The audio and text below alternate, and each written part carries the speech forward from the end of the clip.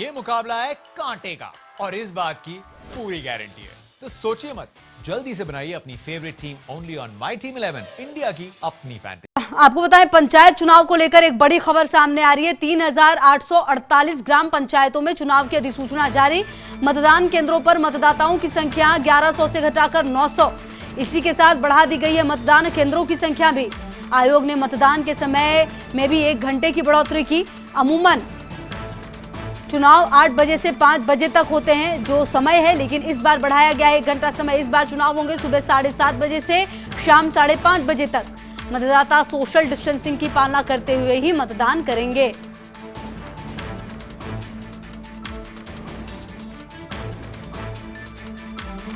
और डॉक्टर ऋतुराज हमारे सहयोगी, ज्यादा जानकारी के लिए इसी खबर पर हमारे साथ। ऋतुराज, 3848 ग्राम पंचायतों में चुनाव की अधिसूचना जारी की गई है।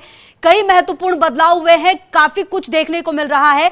किस तरीके से इस बदलाव को देखा जाए, क्योंकि समय भी 1 घंटा बढ़ा दिया गया है?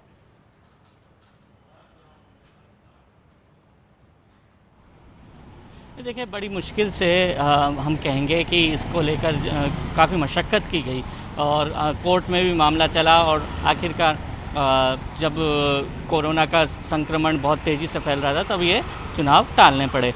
लेकिन अभी हाल ही में जब ये चुनाव कार्यक्रम घोषित किया तब भी बड़ी जद्दोजहद की जा रही थी, तब भी काफ़ी सवाल उठाए जा रहे थे। यहाँ तक कि जब ये चुनाव कार्यक्रम घोषित कर दिया उसके बाद भी पंचायती राज सचिव ने एक पत्र लिखा कि मेडिकल के प्रमुख सचिव और गृह विभाग के प्रमुख सचिव से कि क्या जो जिस तरह के कोरोना संक्रमण के हालात हैं उस तरह से क्या ये चुनाव किए जा सकते हैं। तो ये अधिसूचना आज जारी हो गई है और इसके साथ ही विधिवत जो चुनाव प्रक्रिया है वो शुरू हो गई है पहले चरण के चुनाव को लेकर, और अब नामांकन का कार्य शुरू होगा। और इस तरह से हम देख सकते हैं कि ये शुरू हुआ, लेकिन इसमें खास ध्यान रखा गया है मतदान केंद्रों पर जो सैनिटाइजेशन प्रॉपर हो इसकी व्यवस्था की गई है।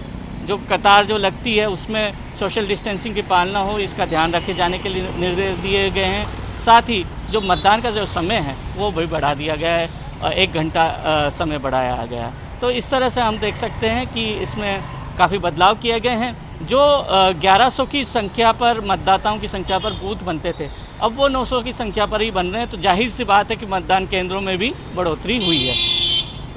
बिल्कुल, आप ऋतुराज बने रहिए हमारे साथ। हम दर्शकों को यह भी बताएं कि राज्य सरकार ने पंच सरपंच के चुनाव और उसकी आचार संहिता के बीच तबादलों से रोक हटा दी है। अब 31 अक्टूबर तक तबादले हो सकेंगे। इसके लिए प्रशासनिक सुधार विभाग ने आदेश जारी किया है। इस बार तबादले के लिए ऑनलाइन आवेदन ही लिए जाएंगे। कागजी आवेदन पर कोई भी कार्यालय विचार नहीं करेगा। तबादलों से ये रोक जनप्रतिनिधियों के भारी दबाव के चलते करीब 1 साल बाद हटाई गई है। ये रोक पिछले साल 30 सितंबर को लगाई गई थी। बहरहाल रोक हटने से 1.5 महीने तक 10 से 15 हजार से लेकर 50 हजार तक या इससे भी बड़ी संख्या में कर्मचारी इधर उधर हो सकते हैं। और लगातार ऋतुराज भी हमारे शो की ज्यादा जानकारी के लिए बने हुए हमारे साथ। ऋतुराज, बड़ा फैसला जरूर लिया गया है, इस फैसले का असर कैसे होगा, किन किन लोगों पर होगा और किस तरह से इसके परिणाम सामने आ सकते हैं?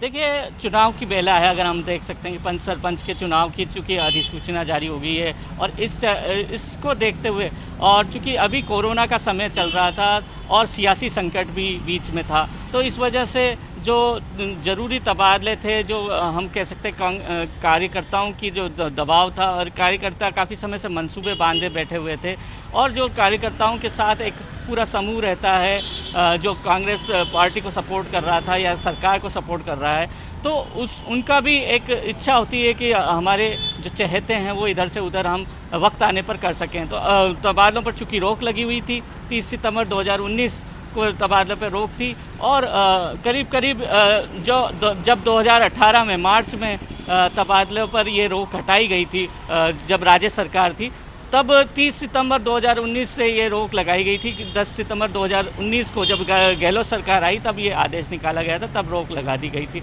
तो अब करीब 1 साल का वक्त हो चुका है।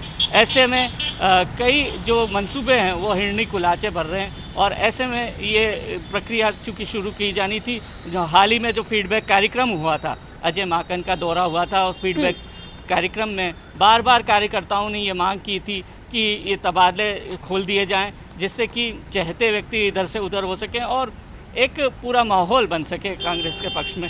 अगर इसके इतर बात करें तो कि अगर सियासी मायनों की बात करें तो निश्चित तौर पर इसमें जहां संगठन और जो सत्ता की दूरी है या अन्य जो कार्यकर्ताओं से मेल मुलाकात या संवादहीनता या उनके काम नहीं होना जैसी कई बार आरोप सामने आते रहे, उसको मिटाने की भी एक कोशिश इसके जरिए हो सकती है। और साथ ही साथ जो पंचायत है और आने वाले समय में अब शहरी निकाय चुनाव है, उसको देखते हुए भी ये तबादले कारगर साबित हो सकते हैं सियासी मायने में। बहरहाल चूँकि सोशल डिस्टेंसिंग भी रखनी है और कोरोना का भी करना है, तो इसमें ऑनलाइन ही आवेदन लिए जाएंगे और ऑफिस में आकर कोई आवेदन देगा तो वो स्वीकार नहीं किया जाएगा, उस पर विचार नहीं किया जाएगा।